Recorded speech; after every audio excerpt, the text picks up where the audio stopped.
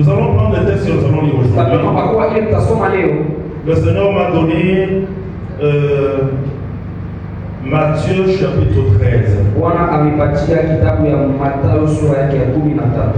Amen.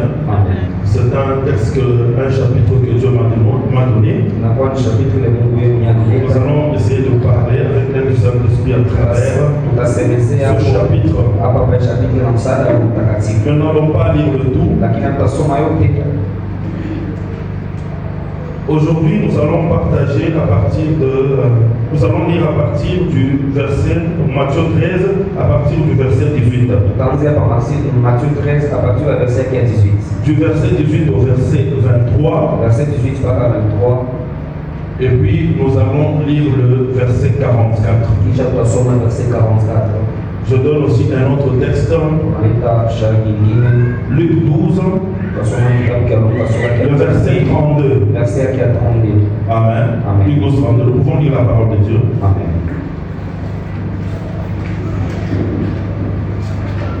Observez Luc 13, verset 18. Allons-y. Vous donc, écoutez ce que signifie la parabole du Seigneur.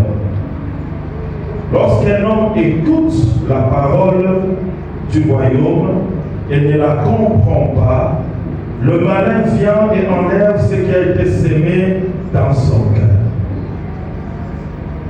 Cet homme est celui qui a reçu la sémence le long du chemin.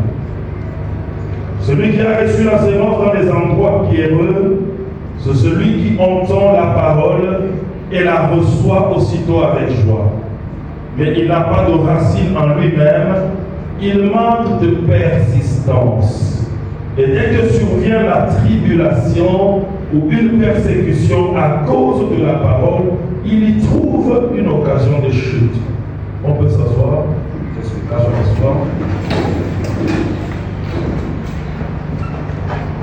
Poursuivons la lecture à partir du verset 22. Celui qui a reçu la sémence parmi les épines, c'est celui qui entend la parole, mais en qui les soucis du siècle et la séduction des richesses étouffent cette parole et la rendent infructueuse. 23.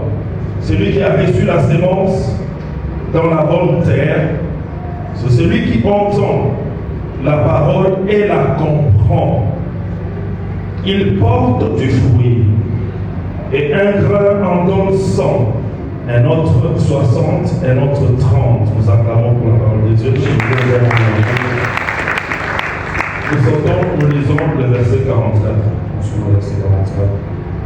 Le royaume des cieux est encore semblable à un trésor caché dans un champ.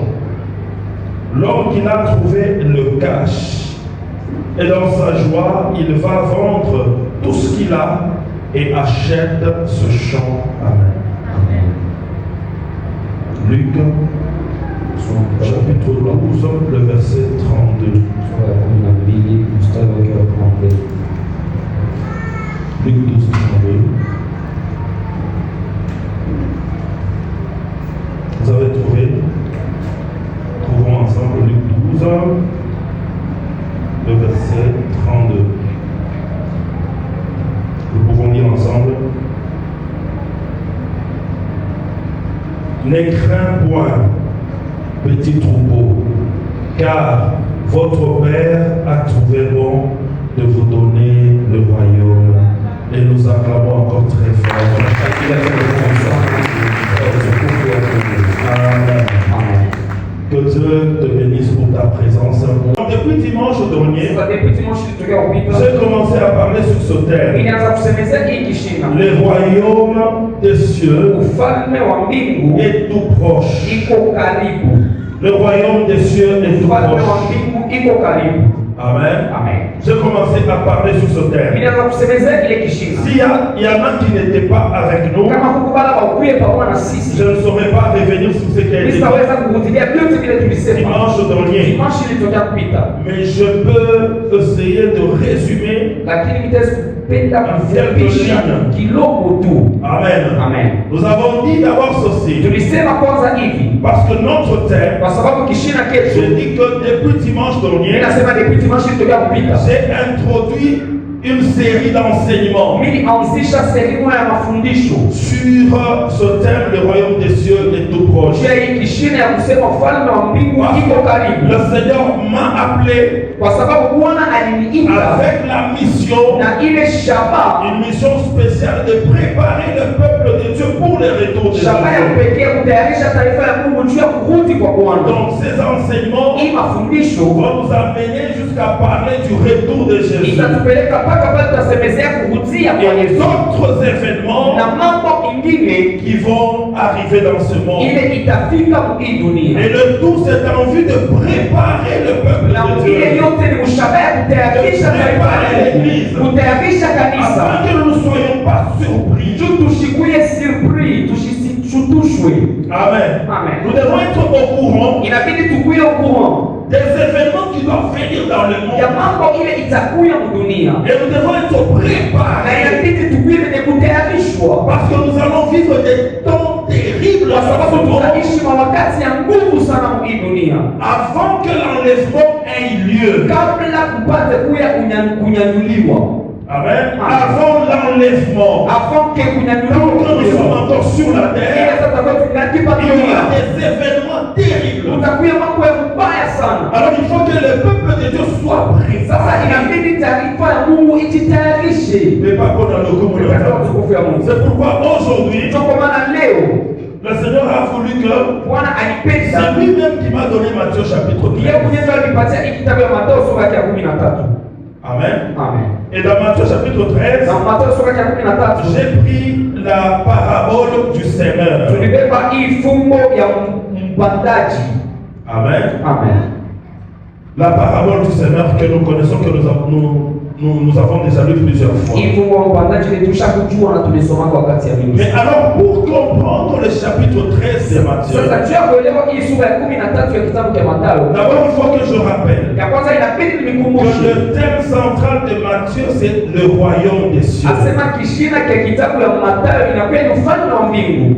Et puis au chapitre 13, Kisha kusura ya 13 nous avons des paraboles tunakuwa na ile fumbo que l'on appelle les paraboles du royaume des cieux. ile banaita fumbo ya ufalme wa mbingu, Les paraboles au pluriel. mafumbo ya ufalme wa mbingu. Amen. Amen. Dans Matthieu, Mkitabu cha nous Mathayo avons beaucoup de paraboles. tunakuta mafumbo ya mingi Si sana. vous comparez avec Marc et Luc, Kama unapimanisha na Mark na Luke, Matthieu a écrit beaucoup Mathayo aliandika mingi sana mafumbo que l'on appelle les paraboles du royaume. ile banaita mafumbo ya ufalme. Toutes ces paraboles Hii mafumbo yote donnent un enseignement sur le royaume. inaleta mafundisho moja juu ya Car ufalme. il véhicule un enseignement sur le Ili royaume. unatembelea kwa ile mafundisho juu ya ufalme. Alors, pour comprendre ce Sasa juu ya chapitre, kuelewa hii chapitre, même ce que nous allons dire hata aujourd'hui, ile tutasema ce leo que nous dirons dans les jours na ile prochains, tutasema masiku ile kwa nakuya, il y a besoin que l'on fasse un petit rappel, inabidi tukumbushe kidogo, un recul. On turudie fait nyuma un kidogo, rappel. Nous tunakumbusha avons dit kidogo. ceci, Tulisema hivi, que toute la Bible basi Biblia yote mzima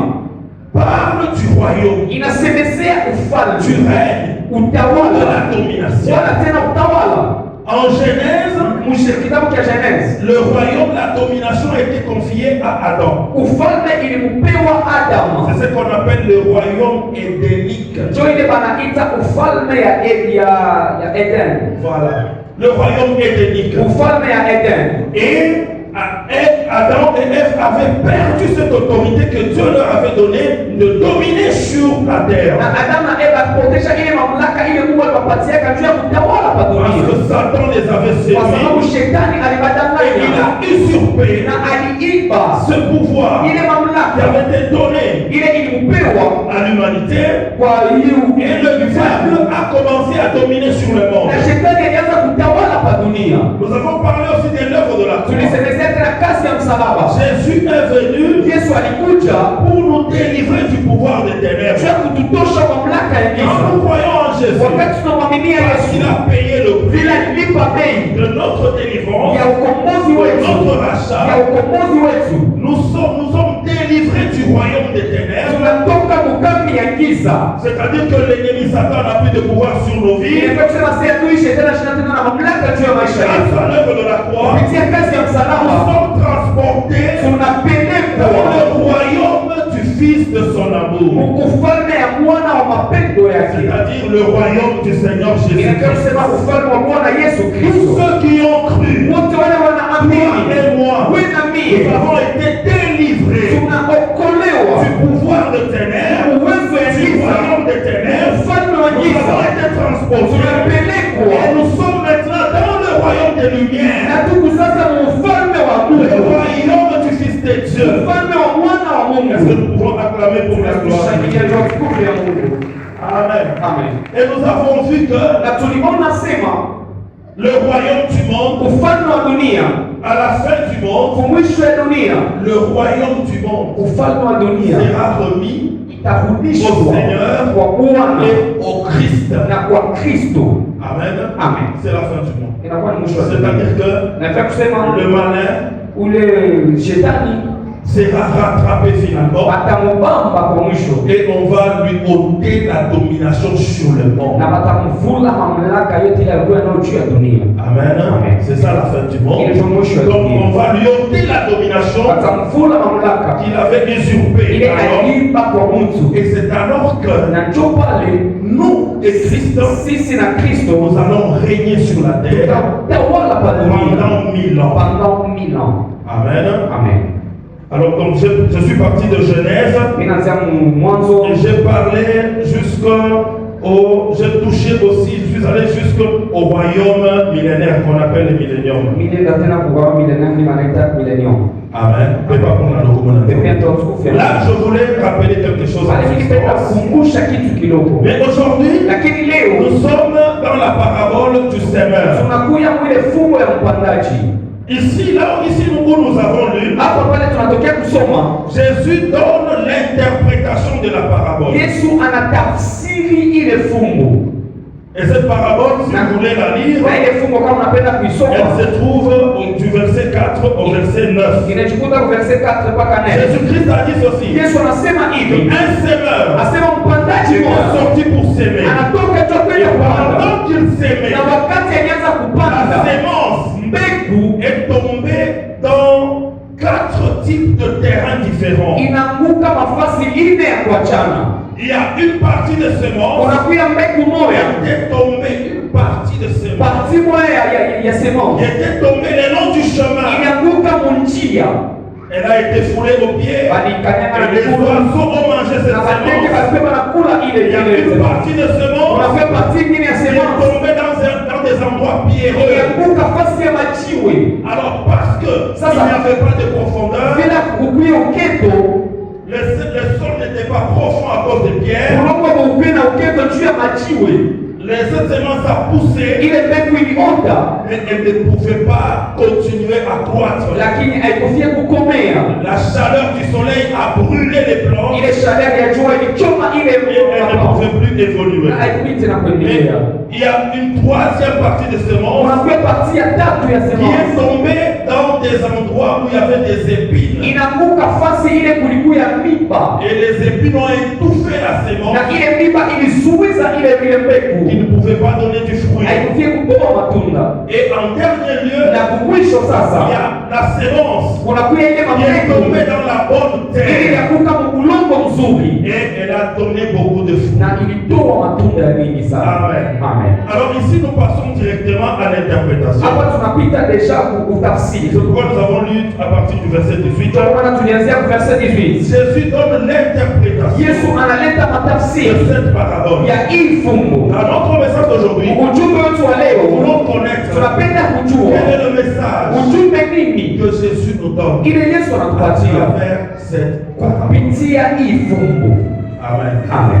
D'abord, Jésus dit ceci. Ya kwanza Yesu anasema hivi, Quand nous lisons le verset 18, wakati tunasoma verset 18, le verset 19, Verset 19. Jésus dit, Yesu anasema, lorsqu'un homme écoute la parole du royaume, wakati mtu anasikia neno ya ufalme, et pas pour le communauté. mpendwa tukufu ya Mungu. Bien aimé, si vous comparez, Mpendwa, kama munaweka achanisho, vous comparez, c'est pas tout. kama munakompare, Si vous comparez avec Marc et Luc, kama munakompare na Mark na Luke, vous allez voir que c'est Matthieu seul qui dit la parole du royaume. mutelewa sana kwa mpaka Mathayo ndio anasema neno ya ufalme, Parce qu'il s'est intéressé au royaume et c'est ça son thème. kwa sababu kishina chake inakuwa ni ufalme.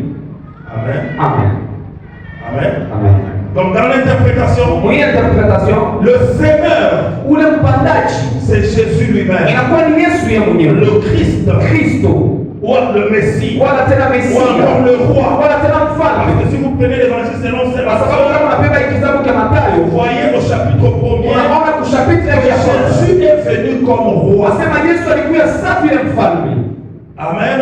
Amen. Et quand il sème la Na parole, wakati anapanda il neno, est en train de s'aimer le royaume dans les cœurs. eko napanda ufalme mnyoyo ya watu. Mais pas pour le commun ensemble.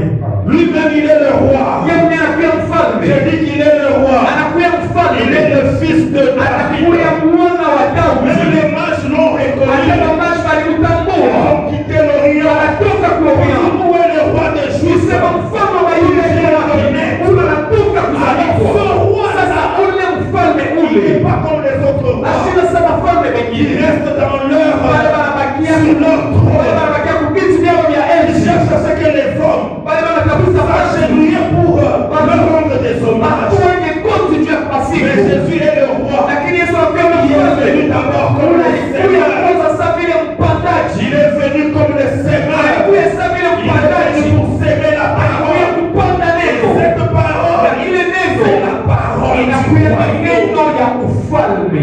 Amen. Amen. Amen. C'est la parole du royaume. Inakuwa ni neno ya ufalme.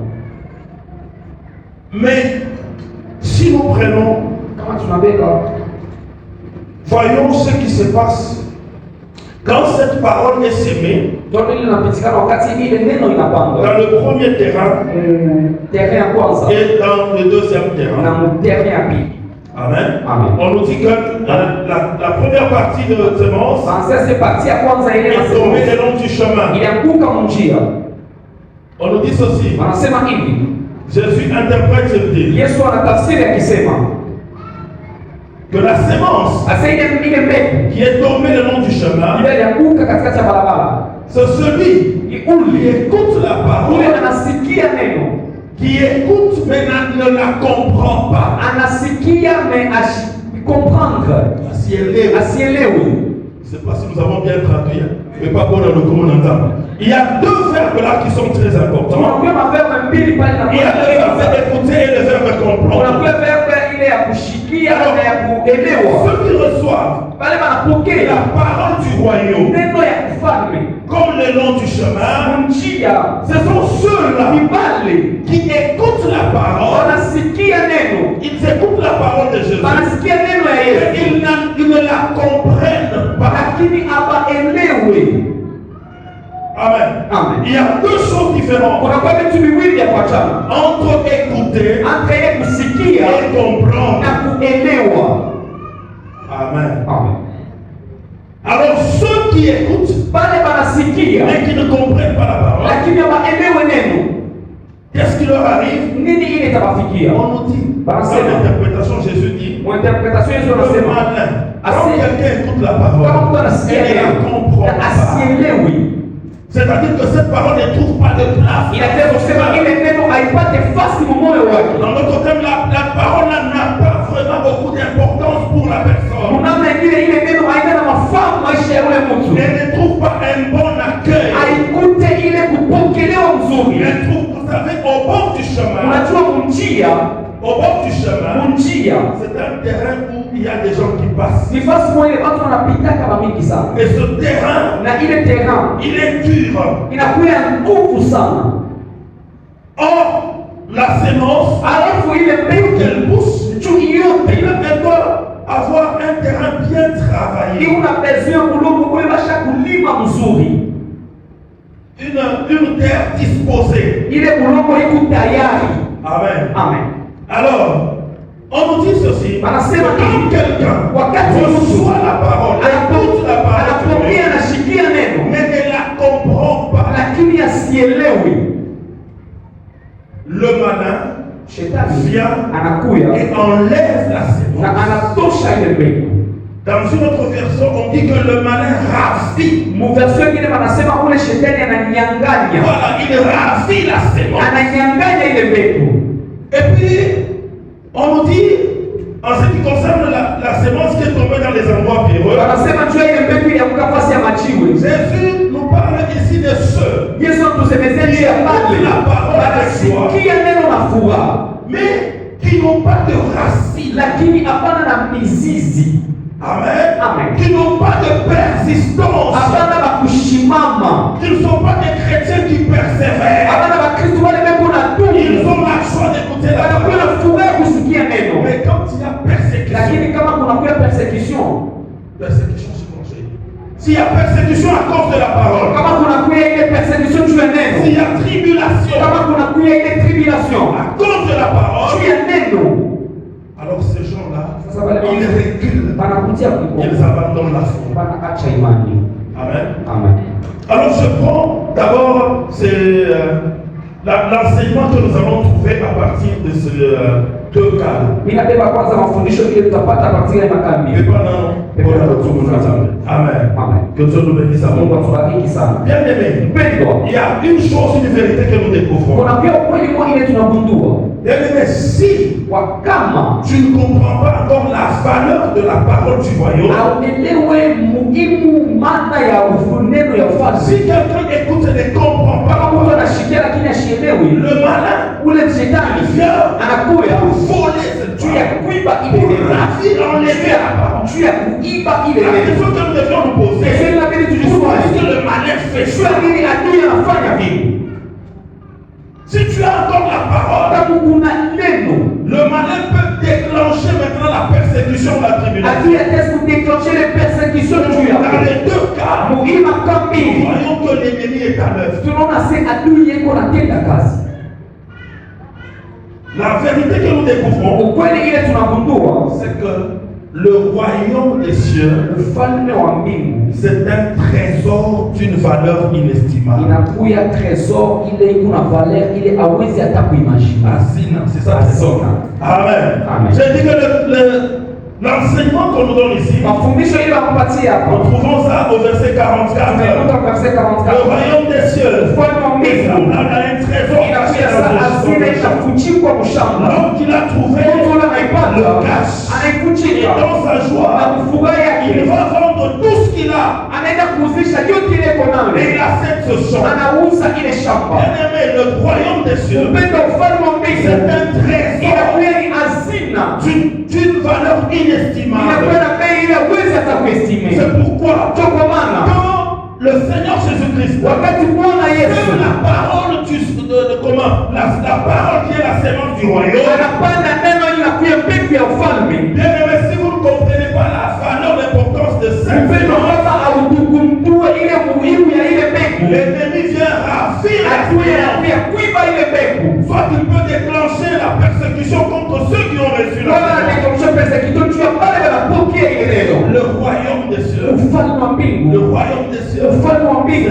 un trésor d'une très grande valeur. anakuya hazina ya bei sana. Et dans Luc chapitre 12, le verset 32, Na kwa kitabu cha Luka sura ya 12, Jésus nous dit Yesu anasema que votre Père ase baba a yenu trouvé bon de vous donner les anakuja royaumes. kumipatia ufalme. Il n'y a rien de plus précieux que le royaume de Hakuna kitu Dieu. cha bei sana sababu ile ufalme ile Mungu Toi et alipatia. moi, bien-aimé, Wewe na mimi nous avons mpendwa, été appelés au tunaitwa royaume. ufalme. Nous avons été appelés Tuliitwa à posséder le royaume. kuposeda ile Il y a ufalme. un royaume Unakuja que Dieu ufalme a préparé ile Mungu alitayarisha pour l'éternité. ndani ya matukukuu C'est yetu. pourquoi Jésus Ndio kwa maana a Yesu mis dans nos cœurs anaweka la mioyo yetu sémence du royaume. mbegu ya ufalme. Cette sémence Ile mbegu pour nous préparer au royaume de ya Dieu. kututayarisha kwa ufalme. Amen. Amen. Bien-aimé, tu peux tout manquer, Utaweza kukosa yote, mais ne manque pas le royaume. usikose ufalme. Amen. Amen. Tu peux tout manquer. Tu peux manquer l'argent, mais ne manque pas le royaume. C'est pourquoi si vous lisez dans Luc, là où nous avons lu, le verset 62, vous allez voir que Jésus parle des inquiétudes et des soucis. Il dit ne vous inquiétez pas. Effectivement, Dieu m'a fait ce que vous allez manger. Il dit votre Père céleste. Votre Père céleste, c'est que vous avez besoin de ces choses. Cherchez premièrement le royaume. Bien-aimé, le royaume doit être notre priorité. Le royaume doit être notre priorité. Chercher le royaume de notre cœur. Amen. Amen. Car notre Père a trouvé bon de nous donner le royaume. Amen. Amen. Alors l'ennemi Satan, pourquoi est-ce que tu déclenches la persécution contre ceux qui reçoivent la parole? Pourquoi est-ce qu'il y a la persécution? Je viens dire à quelqu'un, écoutez, quand tu penses à Jésus, ne crois pas qu'il y aura seulement des roses. Écoutez, dans le royaume, nous avons tout. Nous avons toutes les bénédictions. Nous avons des grandes choses. Mais à cause de cette raison, tu as reçu dans ton cœur, tu peux être persécuté. Et la persécution, c'est l'une des stratégies de l'ennemi pour te décourager, afin que tu abandonnes cette espérance. Amen. Amen.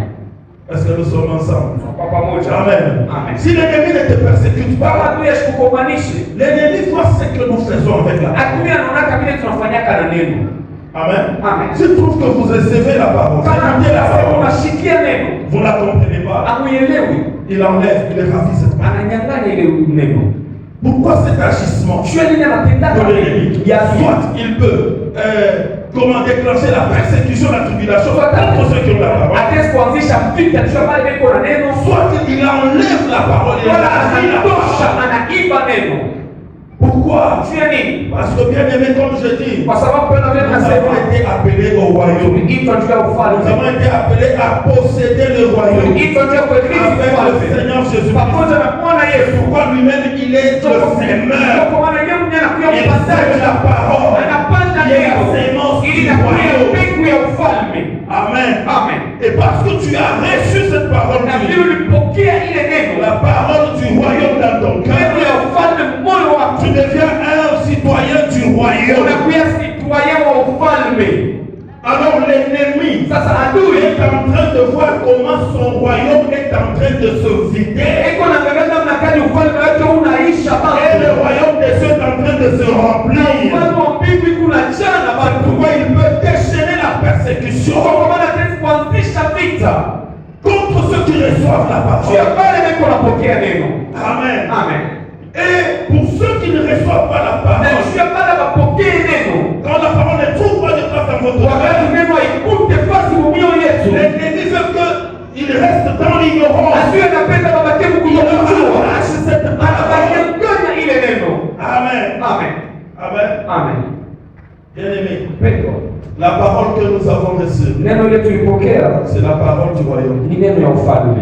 Cette parole du royaume, cette sémence du royaume, que Jésus a sémé dans nos cœurs, c'est une sémence, c'est une puissance qui doit nous transformer notre cœur pour que nous puissions ressembler à l'image de Jésus-Christ. Amen. Amen. Est-ce que nous sommes ensemble? Parce que quand nous avons perdu l'image, la ressemblance de notre Dieu, l'homme a été créé à l'image de Dieu, à la ressemblance de Dieu, pour qu'il domine. À cause du péché, c'est le diable qui a commencé à dominer sur tous les autres.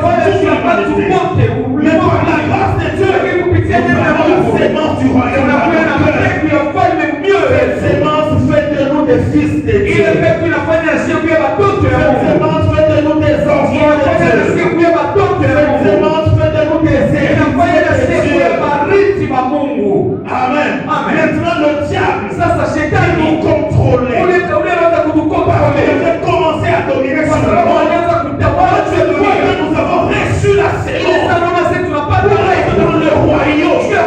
ufalme. ne sera jamais détruit. Hazitakuwa détruit. Alors l'ennemi Sasa adui déclenché atesikuanzisha peut déchaîner la persécution contre toi. atesikuanzisha vita contre wewe. Bien-aimé, ne te décourage pas. Usivunjike moyo. À cause des combats, Tu es ma tu vita. peux connaître dans ta Ili vie. kukutana na À cause maisha des yako. persécutions. Tu es vita. Jésus dit ceci. Yesu anasema Vous hivi. souffrez à cause de Kama mon nom. unateswa juu ya jina Si yangu. vous êtes persécuté à cause Kama de mon nom, unaikomanisha juu ya jina vous yangu. connaissez la tribulation. Mungu ni unakomana na vita. Juu ya jina yangu. Soyez dans la joie. Kuya Car mfuraha. votre joie est la plus grande au ciel. Inakuwa kubwa sana mbingu. Amen. Amen. Est-ce que nous sommes ensemble? Tunakuwa nasi pamoja. Bien-aimé, sache qu'à cause de ta foi, Jua sema juu ya imani yako ndani ya tu peux Mungu. être persécuté. Batesi kukomanisha. Même ta famille peut Hata t'abandonner. jamaa ya kuitesi kukwacha. Il y a des gens qui étaient, par exemple, ceux qui sont nés dans des familles de musulmans. Kuba mtu par exemple bazalikuwa mu mafamilia Quand mamizi. ils ont abandonné l'islam pour passer au christianisme, Ile sawa wanatoka ils mmizi ont mmoja eu des kupita. combats. Banakutana mamvita.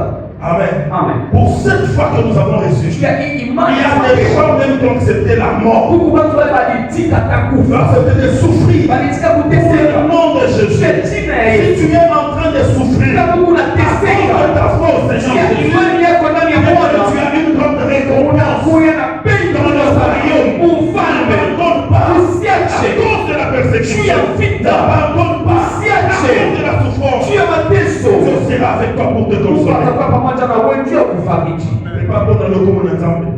Amen.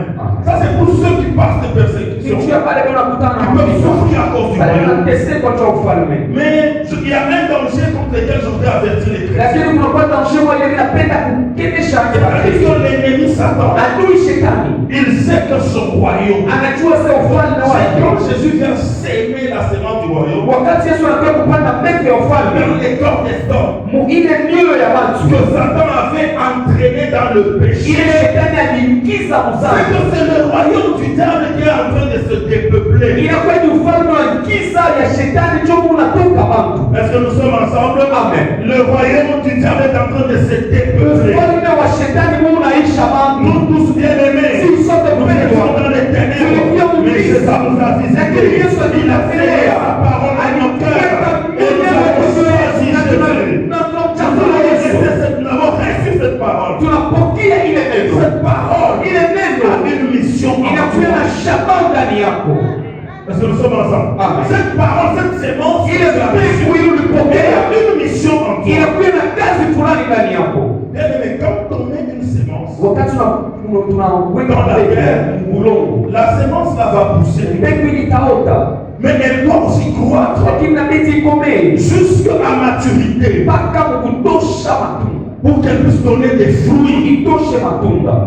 Amen. Amen. Alors l'ennemi Adui est en train de travailler anatumika pour que ceux qui ont reçu la parole sio wale walipokea ne neno donnent pas de fruits, wasitoshe matunda, les fruits du royaume, mbegu ya le ufalme, fruit que le Père attend. mbegu ile baba yao nachunga. Bien-aimé, nous tous, si nous avons reçu Jésus dans notre vie, Walipokea Yesu maisha yetu. nous ne devons pas aller les mains vides devant le Seigneur. Haibidi twende mikono wazi kumbele ya La Bwana. sémence que nous avons reçue, Mbegu ile tulipokea, parole du ile royaume, neno ya Bwana transformer nos cœurs inabidi ibadilishe mioyo et yetu nous transformer na kutubadilisha pour que nous puissions ressembler ili tufanane au roi, kwa le mfalme, roi qui est Christ, mfalme unakuwa afin que Kristo, nous puissions régner avec lui. tutawale pamoja naye.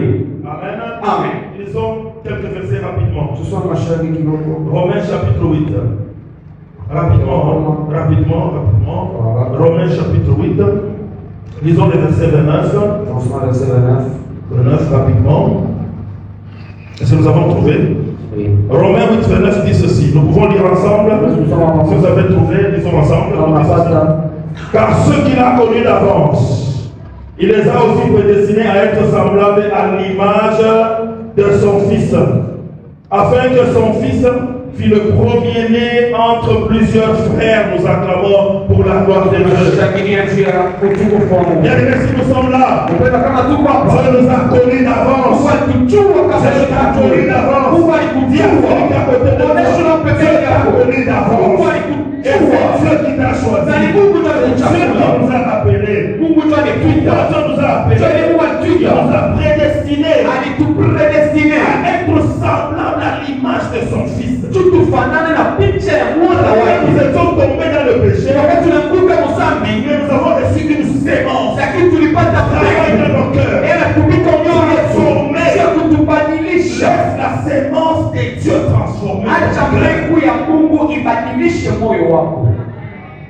beaucoup de chrétiens qui disent kuba Kristo bamingi neno nasema Abonijou. oyebi ngapi ya Ndenge nazalaka. vile bi Oyebi bakanga te. oyebi wake bien Tourne à ta famille. Ndenge nazalaka. uliza ndio vile Non, bien aimé, cette parole. ile neno Elle a trouvé place dans nos cœurs. haikutipata kwa inabidi tubadilishe Elle doit nous transformer. inabidi tubadilishe Transformer notre cœur. ibadilishe mioyo yetu Je viens de dire, même nous nous prêchons. ile kwa ndio sisi bali tunahubiri Quand nous prêchons, wale sisi ce n'est tunahubiri pas seulement un plaisir pour nous de aina prêcher aux tukuwa autres. juu yetu kuhubiri wengine Et moi, j'aime mimi que napenda la parole que je prêche aux autres puisse aussi me transformer moi-même. ibadilishe hata mimi mwenyewe Pourquoi? juu ya nini Il y a une destinée glorieuse. unakuya destiny ya Régner avec inabidi tutawale pamoja na Kristo Régner avec Dieu. sio tutawale pamoja na Kristo Ressembler. inabidi tumfanane Amen. Devons lui ressembler. inabidi Et kufanana cette parole ile neno doit avoir assuré donc la croissance de notre vie. inabidi ikomeshe maisha yetu Pour que nous puissions ressembler tufanane à Christ. na Kristo Nous soyons semblables à l'image tufanane na picha de Christ. ya Kristo Ça veut dire inataka il kusema faut qu'au final, inabidi kumwisho nous les chrétiens, bakristo wote tel Christ est, que nous soyons aussi vile comme cela. Kristo eko na shitu kuye mpaka saa hii tel fils tel chrétien Amen. amen Tel Christ, tel chrétien. amen Mettez ma main au fond. nika mikono ndio kufuku Amen.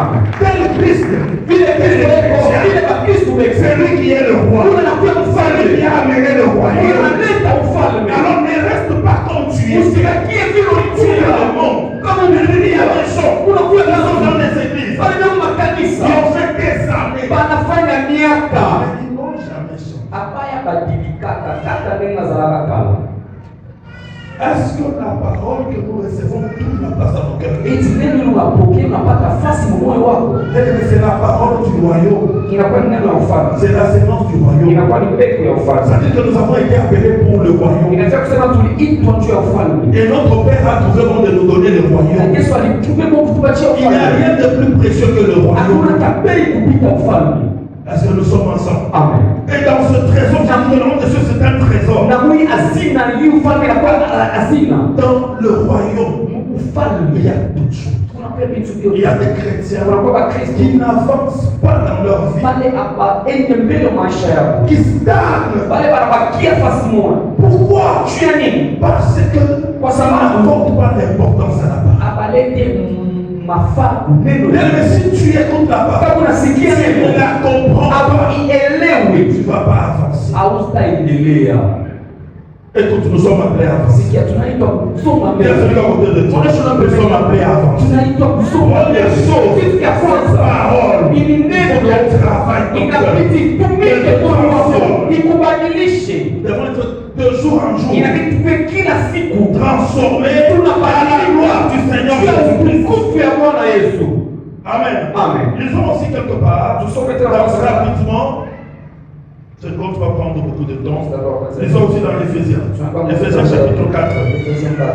Je vous donne des passages que vous pouvez lire à la maison. Éphésiens chapitre 4. Lisons les versets 12 et 13. On nous dit 11 jusqu'à 13. Lisons rapidement. Mais pas dans ce que vous aviez les mots. Dans le Bible, il s'agit ici de Christ. On nous dit que celui, à partir de 10, c'est lui qui est descendu, c'est le même aussi qui est monté dans tous les cieux, afin de remplir toutes choses. Et il a donné les uns comme apôtres, les autres comme prophètes, les autres comme évangélistes, les autres comme pasteurs, et comme docteurs. Pourquoi? Pour le perfectionnement. Est-ce que nous sommes ensemble? Amen. Nous sommes déjà saints. Tuko deja sanctifiés. tusha kutakaswa Parole. lakini kupitia neno Notre tunatumika juu ya perfectionnement yetu. Nous sommes saints. Tunakuwa watakatifu Parce que nous sommes sanctifiés par le kwa sababu Seigneur Jésus. tunatakatiwa na damu ya Yesu, Mais nous ne sommes pas encore lakini parfaits. hatuya kuya parfait. Est-ce que nous sommes ensemble? Amen. Je crois que le Christ travaille Maana Kristo à travers anafanya le ministère kupitia pour que tous les enfants de Dieu watoto wote atteignent la perfection. atteindre Si perfection, tu veux tendre vers la perfection, enda vers perfection. alors on nous dit Sasa wanasema 13, jusqu'à ce que nous soyons tous parvenus à l'unité de la foi mpaka pale siku wote tutafika mkusanyiko kwa imani Et à la connaissance du Fils de Dieu, na ujuzi wa mwana wa Mungu. à l'état d'homme fait, Ile était mtu mwenye kufanyikwa à la mesure de la stature parfaite de Christ. umezile statue perfect. C'est pour Christ. Inafaa kusema Inabidi inabidi akomea kwina ndani ya Yesu. spirituellement, Mukiro. mais pas dans le bon dans le coup. Ndio tukufu. Le Seigneur le colle. Inabidi ukomee. Comme à la taille à Christ. Ukuye mdani ya Kristo. maisha ya Kristo. Si on t'a sauté des Ni cocos. maisha ya mtu ndio nakomea. Amen. Amen. Parce que tel le roi, Kwa sababu vile mfalme iko, tel nous devons aussi être. vile na sisi inabidi tukuye. Il nous attend. Kwa sababu na Nous tuchuzo. sommes appelés au royaume de régner avec lui. Inabidi tutawale Tu naye. vas régner avec Christ. Utatawala pamoja na Tu Kristo. aimes la justice. Tunapenda haki. Est-ce que tu aimes la parole de la justice? Tunapenda neno la haki. Tunachunga kwa maneno. Yesu alisema, Enseignez à mes disciples. ufundishe watume. Observez tout ce que je vous ai prescrit. Kuchunga yote nilifundisha. Ce que nous devons dire aujourd'hui, Inabidi kusema leo. c'est que Ni kusema la parole de Dieu neno ya Mungu ne trouve pas la place dans beaucoup de cœurs. alikute fasi mu mioyo ya Il y a beaucoup de chrétiens Unakuwa Kristo qui wengi. écoutent, Bado mais qui nasikia. ne comprennent Lakini pas. hawaelewi kitu. Écoutez, c'est avec les oreilles. Kushikia na mashikio. La parole peut entrer dans les Neno oreilles, kesikia mashikio. mais qu'il faut qu'elle trouve place dans les Lakini cœurs. inabidi ipate fasi mu moyo. Écouter et comprendre. Kuelewa na kushikia na kuelewa.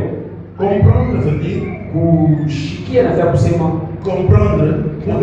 Kuelewa na vya kusema. C'est un mot composé. Ni mot composé. Il y a comme, il y a prendre. Na prendre. Comprendre, c'est-à-dire prendre avec soi. Inafia kusema kubeba na Unaibeba inakuwa yako. kusema kwa kumia hiyo. C'est quelqu'un qui a compris. Ni mtu anaelewa.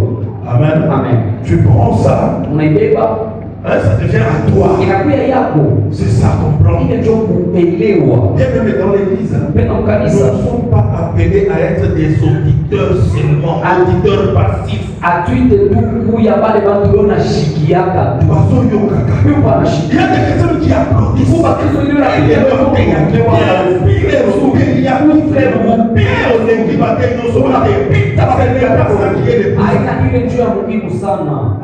Amen. Dieu fait que nos cœurs soient préparés par la parole. Que nous soyons transformés à l'image de son Fils. Nous sommes l'aîné de plusieurs frères. Parce que nous sommes destinés à la gloire. À posséder le royaume avec nos Seigneur. Écoute ce qu'on dit au verset 15. Je suis dans Ephésiens 4, verset 15. Mais que, professant la vérité dans la charité, nous croissions à tous égards en celui qui est le chef, Christ. Amen.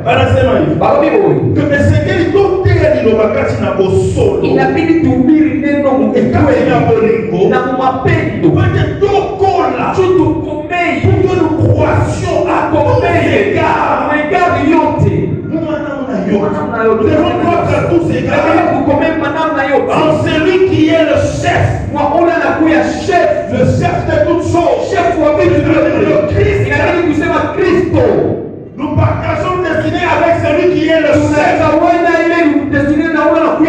Que nous a appelés au royaume. Posséder le royaume avec le Christ. C'est pourquoi, bien aimé, dans le malin, faut que tu négliges la parole. Tu ne comprends pas. Tu ne marches pas avec cette parole. Tu ne prends pas cette parole avec toi.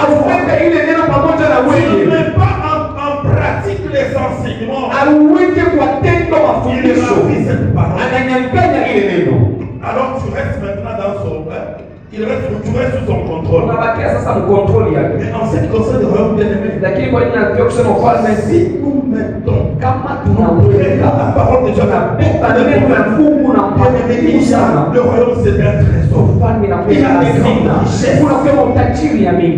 Il y a des grandes richesses. Beaucoup de chrétiens n'avancent pas. Ils ne prospèrent pas spirituellement. Ils ne vivent pas les grandes choses avec le Seigneur.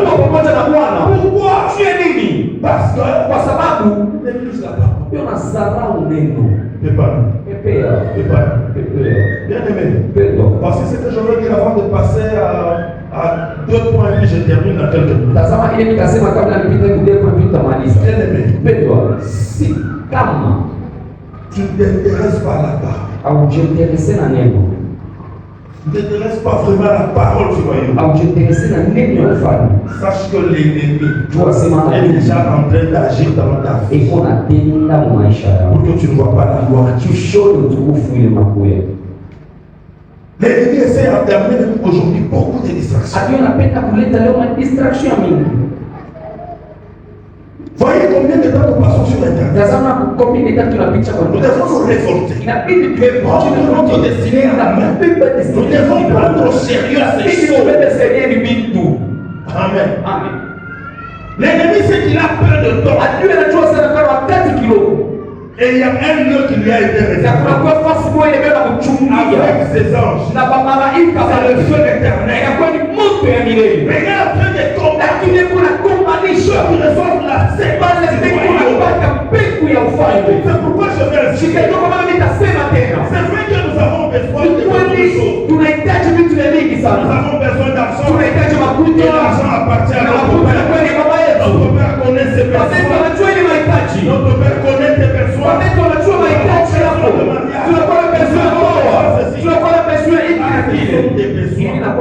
a quelque chose que Dieu nous a déjà donné.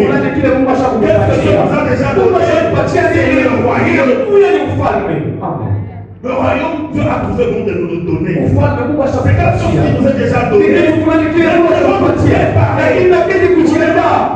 Nous devons laisser place à la parole.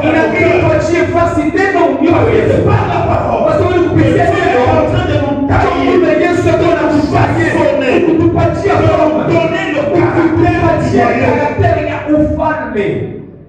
Je reprends. C'est à travers la parole qui est la sémence du royaume que Dieu nous donne les caractères même du royaume. Et si tu n'as pas le caractère du royaume, tu n'entreras pas dans le royaume. Les bons chrétiens, ceux qui laissent la parole de Dieu les façonner.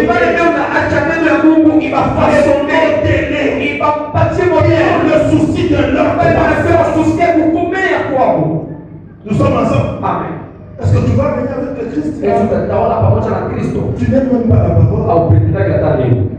Tu ne connais même pas le propre. Est-ce que tu vas venir avec le Christ? J'étais en train de dire ceci. Voyez comment l'ennemi, il peut nous persécuter. Mais il y a aussi une stratégie silencieuse, sournoise, avec laquelle l'ennemi attaque les enfants.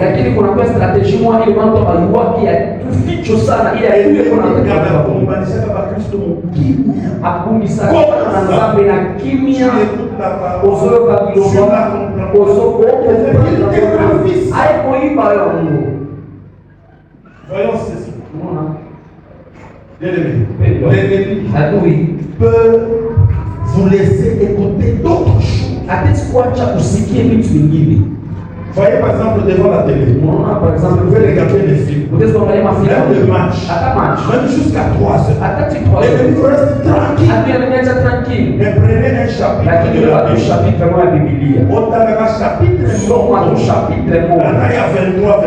23 versets. Avant comment la 23 versets. Au parier à ta combien de fois. Et finalement on gagne. Mais dans Internet. Il y a même des fois en Internet 10 heures. Qui n'ont pas le temps de se reposer. 5 heures. Mais ça va nous réformer. Tu n'as pas le temps de prier. Il y a des chrétiens qui ne prient pas. Si le prix c'est 2 minutes. Yes, maintenant, le reste de temps, c'est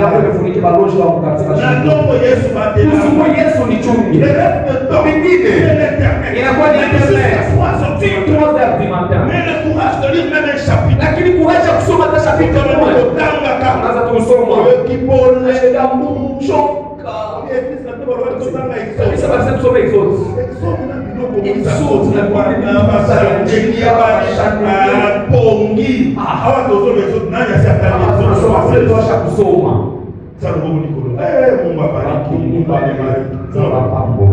Mungu amebariki. Amen. Amen. Nani sasa soma hizo?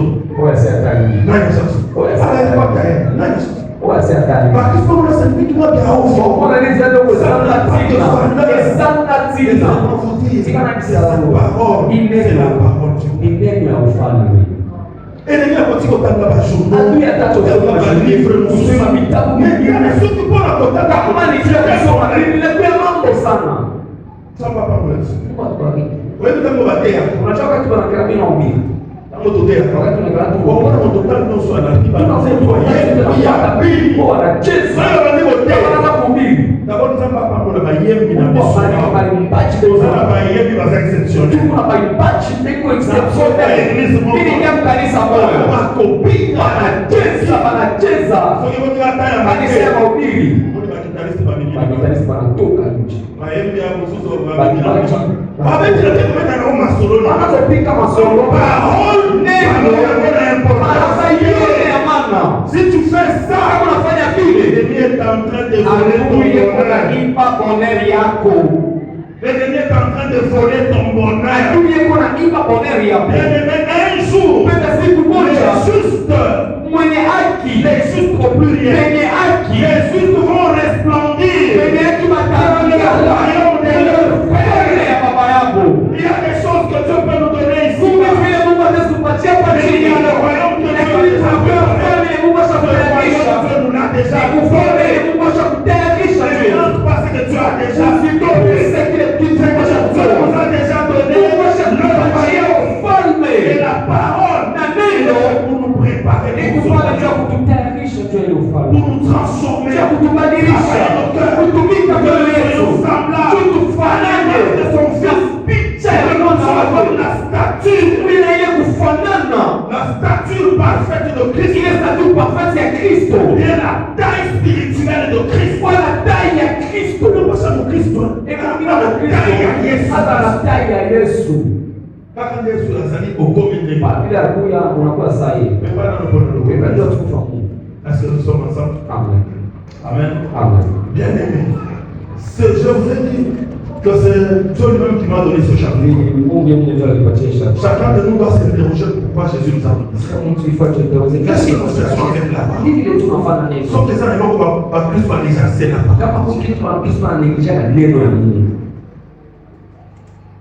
Bien aimé. Au moins un séminaire. Quand on s'en a prié à 30 jours, je me suis posé pourquoi. Comme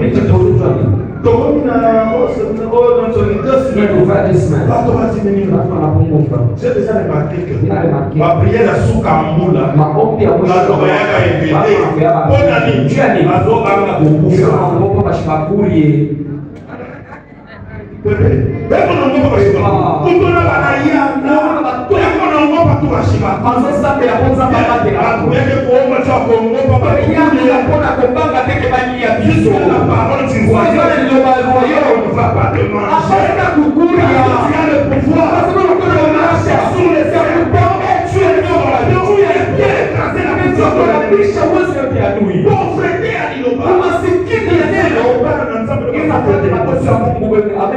Je te donne le conseil. Priez. Bien aimé, avec le souci que tu puisses croître.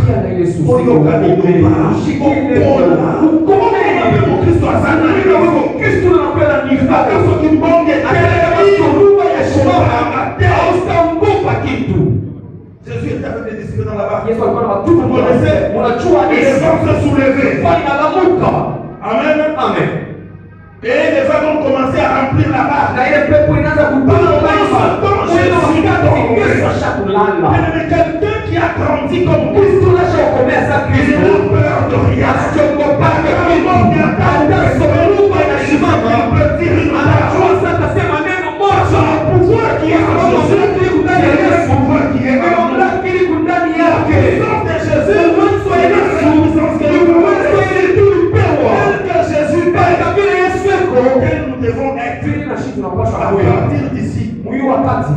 Déjà à partir d'ici, nous devons avoir le caractère. Le caractère du royaume. Il réveille Jésus. Anamwamsha Yesu. Jésus se tient. Yesu anasimama. Se tient debout. Anasimama. Il regarde. Anaangalia. Il dit Anasema au vent, kwa ile pepo, calme-toi. kaa kimya. Il dit tais-toi. Kaa kimya. Le vent se calme. Na ile pepo inakaa kimya. Et même l'eau se calme. Na ile maji Alors, inakaa. les gens peuvent poser la question. Watume wanamswali, huyu mtu ni nani? Pour que même le vent, Jua tapita hata maji mtii.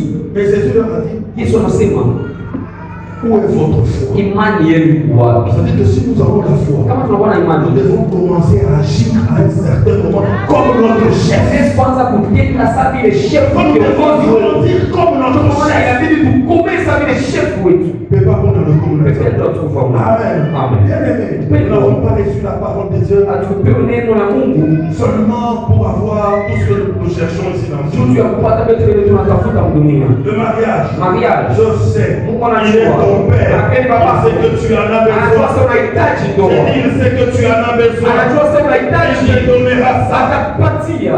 L'argent, je sais que tu en as Mungu anajua besoin. sasa una Et besoin. non notre Anajua père. ni babako. C'est ça les bénédictions que nous avons dans le Ile royaume. chomba kaka ile Dans tunapenda le kwa royaume, Dieu est notre père. Ufalme Mungu anakuwa Nous baba avons été yetu. engendrés par la parole. Tumezalikwa na neno. Amen. Amen. Et cette parole Ile neno doit assurer notre croissance. inabidi yasikiwa kukomea kwetu.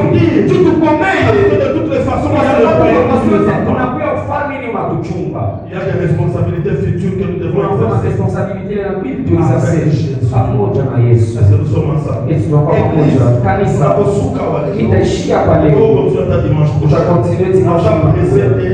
Je dis que c'est une série d'enseignements. Sasa inakuwa ni sehemu ya mafundisho mpendwa. Dans l'église, Kanisa nous devons savoir inabidi kujua que toyaka kaka pona koluka biloko te babesoin na biso. Réponse au biloko na besoin na biso. hasa tukuyake tu cha kutafuta mapenzi yetu. Amen. Amen.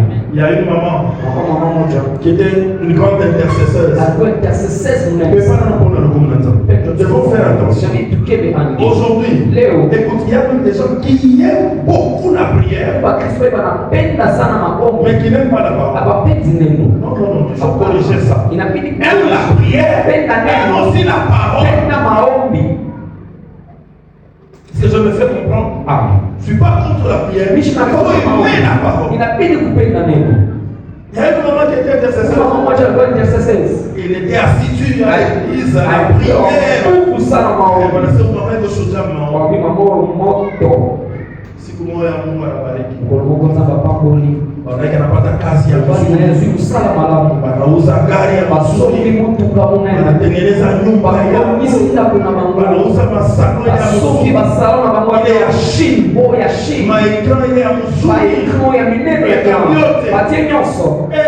Ule mama intercesseur. Mama na intercessor. Ashikwe tena mnao. Azo Yesu na mabonde lita. Anapaka na telekomanda. Abatika uzakana telekomande banoli.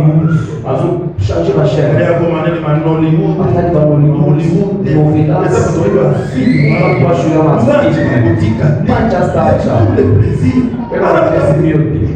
Quand tu vas constater. Wewe sio unaangalia sema. Mama soma ni Soma shule kana tema. Vitie, huyo basi kwa sababu mama. Nashikuze kwa maombi. Wanaenda kumvisiter. Bali utamulela. Mama, mais moi c'est quoi quoi? Mama ni kule mbele Elle a répondu à cette maman. Azo réponse ya mama wana. C'est une histoire frère. Eza histoire solo. Anasema mimi naomba tena kidogo. Inasema Yesu kwa nini? Sasa utafuta Wana bandako Nianza kupipata, nisha kupipata. sina zuia. Est-ce qu'on a sikia? Uzoe Parce que vile nianza kupata bandako nisha kupipata. Sina zuia. Unapata kwa telekomu. Na video Unapata kwa television.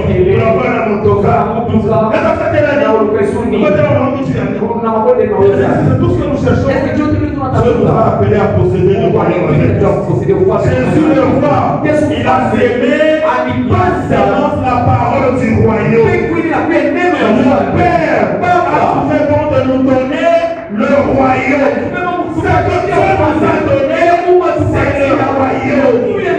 Il dit chercher pour le royaume des cieux. Les autres choses nous seront données après. C'est pas ce que Dieu a fait. Maman aimée, si tu touches tes millions, pas le royaume. Frère, président, tu seras élevé. Tu es capable. Pas le royaume.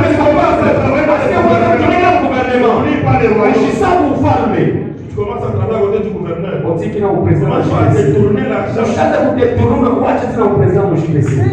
N'oublie pas le royaume. Usisahau ufalme. Quand même, les hommes peuvent donner de l'argent. Hata kama mtu analeta mafuta ni nyumba kubwa sana. Moi, je n'ai pas encore construit. Mishi ya yenga. Wana za wanajiita yenga. Ile sasa yenga manyumba yako ile unapendaka. Unapenda kitanda kile unatekelea. Makelea pia. Usisabu ufalme. Mapleziri yote hivulia. Yote itakupewa pachini. Ishimisabisha ufalme. Siku moja. Watakatifu wote. Watangala. Ufalme ya mababu. Amen. Le royaume, la domination de Satan Utawala ya shetani arrive à la fin. inafika kumwisho. Satan, Kwa maana shetani il a toujours persécuté ceux qui ont la parole. tunakumanisha wale ndio nani. Dans les jours qui viennent, Masiku inakuya. dans les jours qui viennent, Masiku inakuya. il va encore persécuter les saints. Atakumanisha Ils watakatifu. auront le temps de parler de ça. Tunakaza kusema Il combattra encore les saints. atakumanisha. Et même quand il combat, les chrétiens qui me l'ont dit. Yeye anakumanisha Nous hata wakati tunasema sommes en train de souffrir. unateseka unashona kukumanisha de Jésus, fortification, n'abandonne pas. ushache. Tu as une grande récompense dans le royaume. Basi mkubwa sana Tu mfano. vas régner avec le Christ. Ukatawala pamoja na Parce qu'il y Kristo. a beaucoup de chrétiens Tunasema kwamba Kristo wa qui ont Mungu versé même le sang. wale walimwaga damu wanakufa. Donc ils sont morts Wanakufa à cause du juu royaume. ya ufalme. Amen. Amen. Persévère. Une chose, Kitu kimoja, ne laisse pas l'ennemi dévoler la parole. usiache adui kuiba Ne laisse neno. pas l'ennemi enlever Usiache adui kutosha ile le nguvu goût de la parole. kuu ya neno, Soif de la parole. ile kiu ya neno. Chaque fois que tu trouves un toi, Wakati yote unakuta ndani la yako parole ne t'intéresse pas. asa neno haikuinterese tena, Parce que c'est l'ennemi qui travaille déjà. twaseme adui ndio anatumika ndani yako. L'ennemi ne persécute pas seulement Adui asikumanisha ceux qui ont la parole. bali ndio na Il neno. peut travailler sournoisement. Anatumika mficho. Comment? Alors, tout ce qui est court, il y a mal. Akibisika posa ya kuyosa, posa ya kuyoka liloba. Fais attention. Keba ange. Là-bas, l'église est l'eau. C'est comme tous les prières. C'est comme si nous prions quand apôtre nous a passé. Mumakanisa leo kusatu tunaomba tutu tunateswa. C'est pourquoi quand nous donnons les communions, Kuna wakati tunaenda makomunike. nous devons faire attention. Inabidi ukeba ange. Souvent, nous organisons. Kwa tunasema nini? Nous sommes dans un problème. Bali Nous wote sommes tuna dans un problem, problème. Il y a un vendredi pour prier. Kuya vendredi komba. Donc, il y a un problème. Yesu mpaka pale basufran. Le Père nous a donné le royaume. Ufalme. Amen. Amen. Et la sémence que nous avons reçue, Na c'est la sémence du royaume. mbegu ya ufalme. Nous devons faire de cette parole Inabidi tufanye sekete ipate fasi mioyo na tukomeshe tukomeye dans la personne qui est le chef. Mungu tunapeshe ndio kusema Kristo Nous devons régner. inabidi tutawale. N'abandonne pas Christ. Usiache Kristo Hata wapige ndio futi. hata kama anakuima bukari. Amen. Amen. Même si on te ferme la Hata kama porte. anakufungia mlango wa kazi. Amen. Amen. Aujourd'hui, Leo le monde est en train de prendre des stratégies dunia unabeba pour mastrategia amener les chrétiens à abandonner la ya foi. kupeleka Wakristo kuacha imani. Nayoka kilomita uzosolwa mtukufu. Msikilizaji tunaongea Mavita Kolwezi, c'est terrible. Nasema kuulizima nguvu. Mama Kamboko ndo amen. Mimi ushisema amen. Alobi, Anasema ba jeune et béni. bashemba mingi, Surtout ba frère. surtout ba frère, Ba frère et béni. ba frère ba mingi. Ba komi ba double signe. Banakuwa ba double signe. Bona ni Jua ni poison sala. jua ba kitasi, jua ba Oui, dema. ba double signe. Unajua ba double signe. Yoko kusiwe ya Mungu. Bana. Mshauri. Wasipoelea. Donc pas ton chouchou. Watu Il wengine y a des gens qui aiment même des chrétiens. basikia ba Kristo. Tu Jua kupata kazi nyingine. Anatika kwa double signe ya orange. Sisi baka Mungu eleketi kuna kule. Kuna msuri eleketi. Kuna baba walikufa. Anakufa na accident. Anakufa na accident. Basi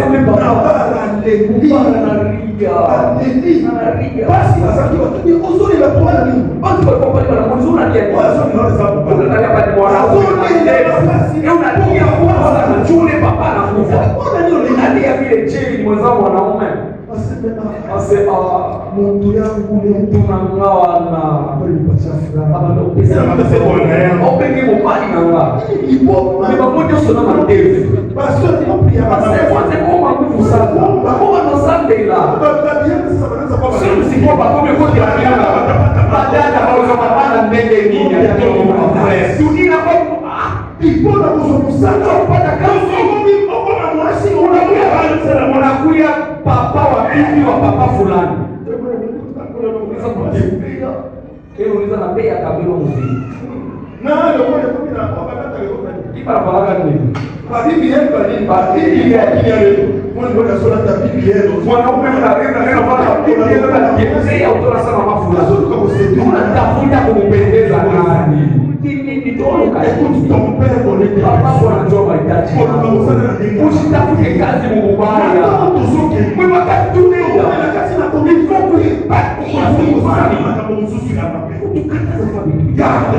chunga neno. Mungu anakuwa ni mamako, anajua mahitaji yako, atafungula mlango ya kazi.